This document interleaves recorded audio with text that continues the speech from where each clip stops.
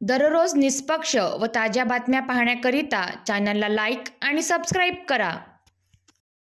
दिवसेंदिवस नागपूर जिल्हा आणि ग्रामीणमध्ये वाढत चाललेल्या आपराधिक व हत्याकांडाच्या प्रकरणाच्या चालता परत आज एकदा दुपारी 3 ते 4 वाजेच्या दरम्यान नागपूर ग्रामीणमधील खापरखेडा पोलीस स्टेशन हद्दीत गोळीबार करण्यात आली। स्थानिक नागरिकांद्वारे प्राप्त माहितीनुसार खापरखेडा पोलीस स्टेशन हद्दीत येणाऱ्या बाबुलखेडा शिवारात कारमध्ये जात असलेल्या 3 तरुणांवर 2 चाकी वाहनांवरून आलेल्या अज्ञात 5 ते 6 युवकांनी अचानक गोळीबार केली। या गोळीबारीत कारमधील पवन हिरण्यावर नावाचा युवकाची मृत्यू झाली, तर त्याचे 2 साथी गंभीर जखमी झाले।